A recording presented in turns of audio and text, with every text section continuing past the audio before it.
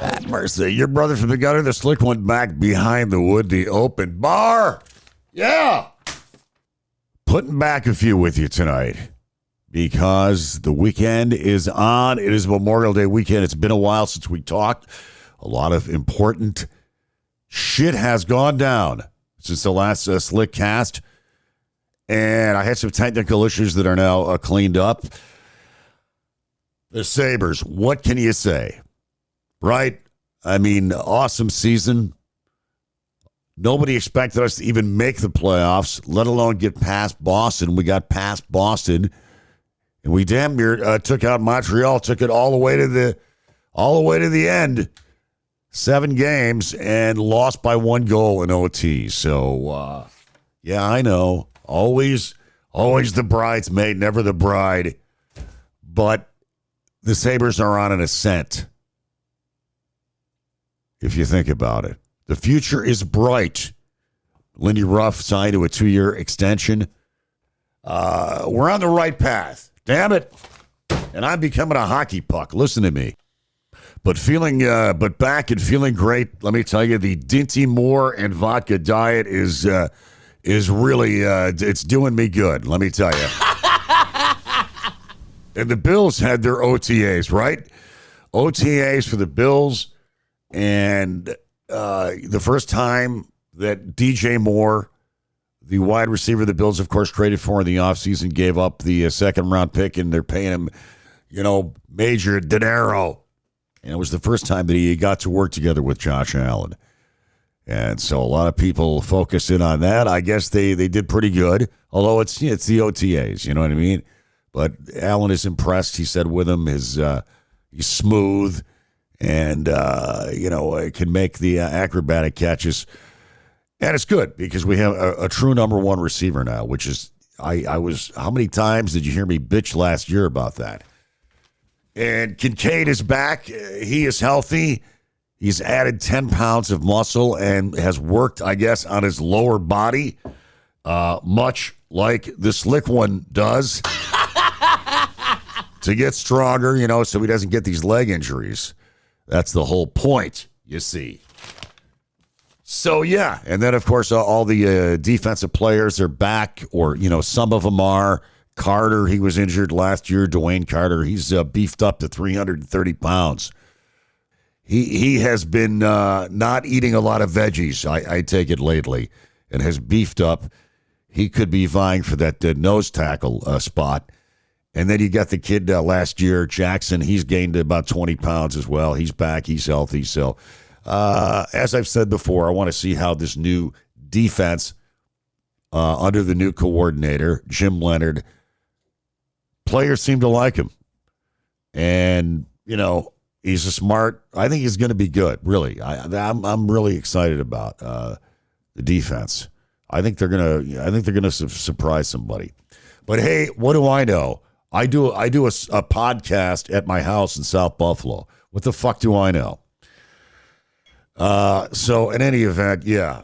And only a couple months away from training camp and then the new stadium and all that shit. You got to be a millionaire to get a fucking ticket. Yeah, I mean, the prices are outrageous for tickets. That's why I spent the big bucks on the TV and my surround system. And you twist one up and crank it up, and it's like you're there. Only without freezing your ass off or paying $25 for a fucking beer or whatever they're going to charge in this place.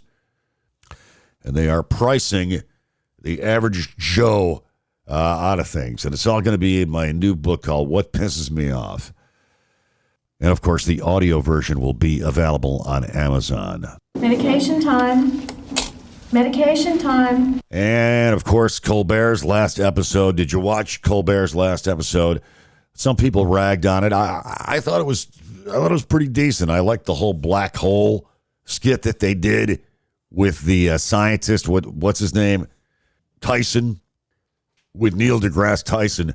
I mean, I know the guy's an astrophysicist, but he's kind of funny. I mean, he's got some talent as far as he's kind of a ham. He does a good job. in these skits and whatnot that they did with him. And just a star-studded cast. Besides Neil deGrasse Tyson, you had the Cookie Monster.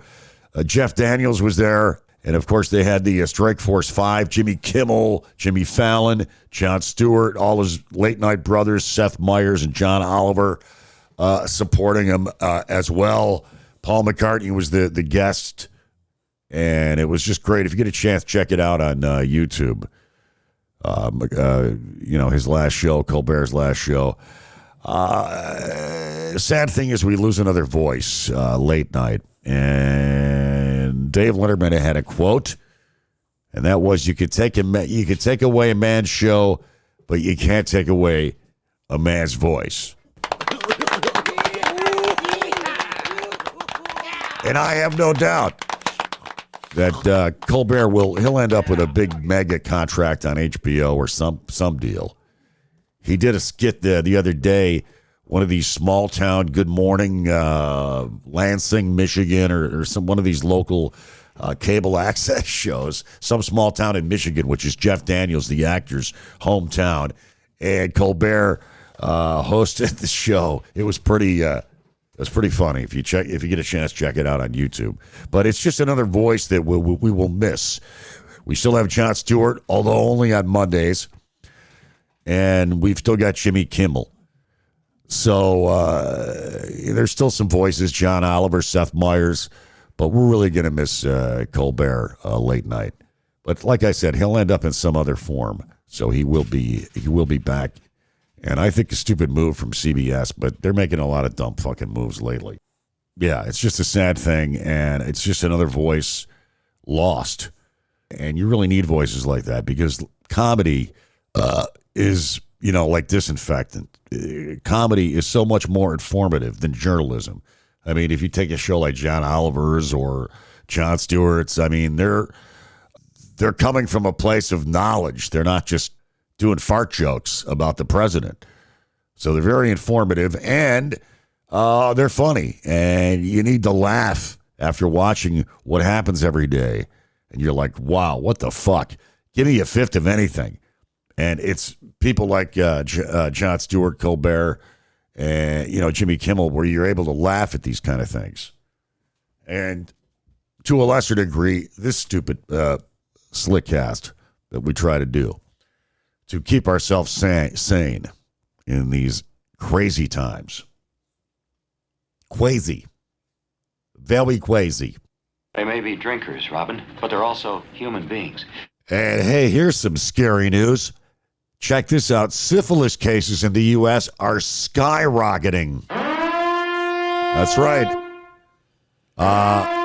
Alarming numbers released by the CDC. Thank you. Alarming numbers released by the CDC are the latest marker in a decades-long rise of the disease, showing, get this, the highest case numbers since the 1950s. Woo! Woo! 1950s. I thought all you got in 1950s was a hand job if you were lucky. So be careful out there. Slick Daddy always says, wear a raincoat. Socially, he fits in somewhere between a hooker and a bartender. Oh, and here's one for you. Hooters restaurant chain is set to undergo a rebrand to, get this, a neighborhood place for families. That is absolutely insane. Exactly. The new Hooters CEO, as well as the original owners, required the brand's intellectual property in the fall with plans to re-Hooterize the chain. That's right. They said they're going to go back to a beach-themed type of deal, which they said that the Hooters girls originally were. Back when they first opened up, they said that they wore dolphin-style running shorts, popular at the time.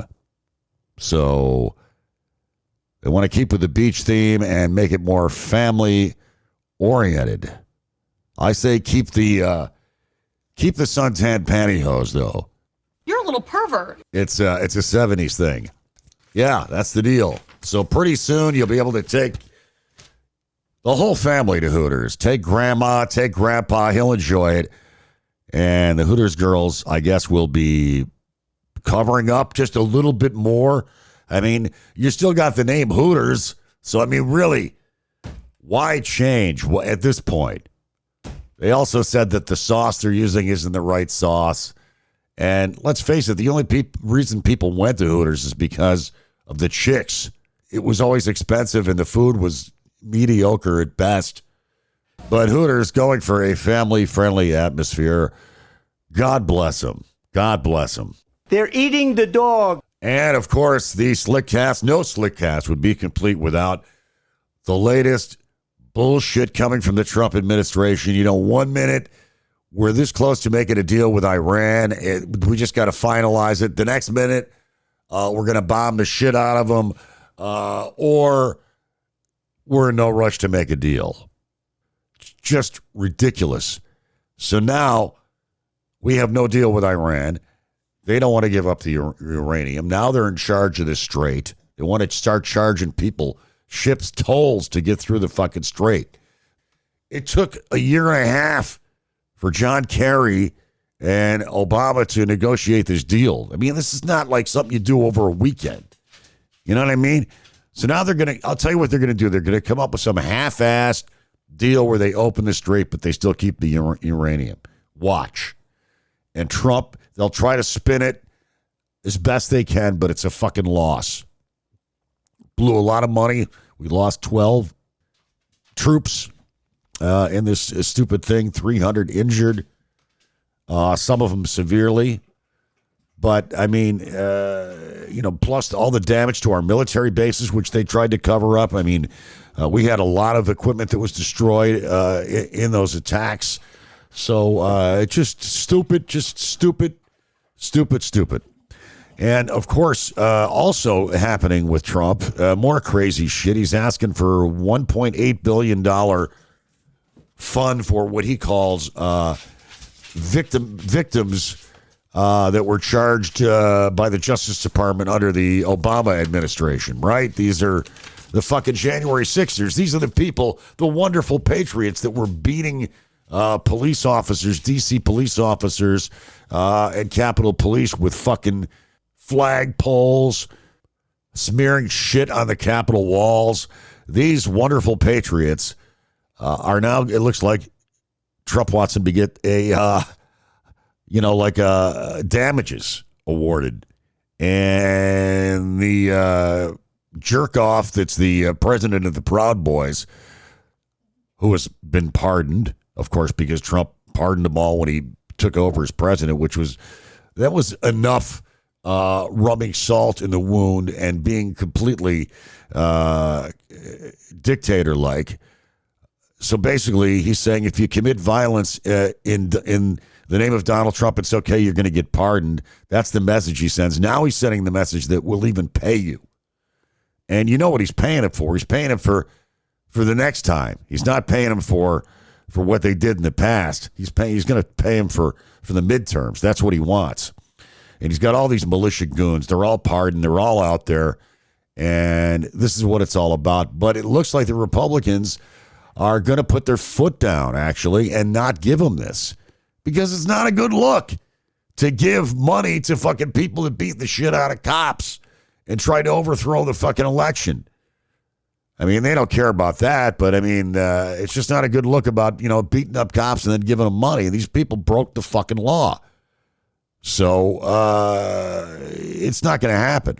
And then his ballroom, they tap danced on Trump and his idiot legal team's skull with parliamentary procedures, and he can't get that done. He's not going to get the money for that either. And then he wants that stupid arch built, and there are some legal people that are, he doesn't have the rights to that land like he thinks he does. To put up that dumb Trump fucking arch. It looks like something out of Salvatore's Italian Gardens. And people wonder why I drink. Medication time. Medication time. All right, that's going to can it for your brother from the gutter. Old Red Eyes. I'm gonna bail.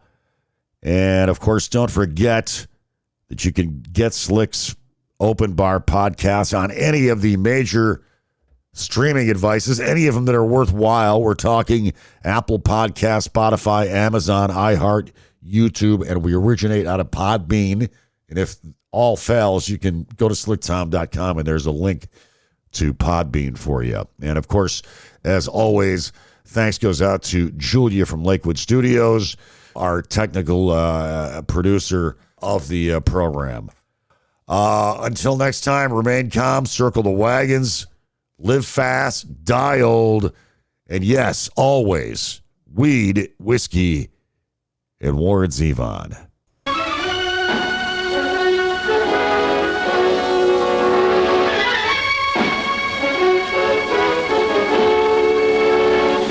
Hail to the king, baby.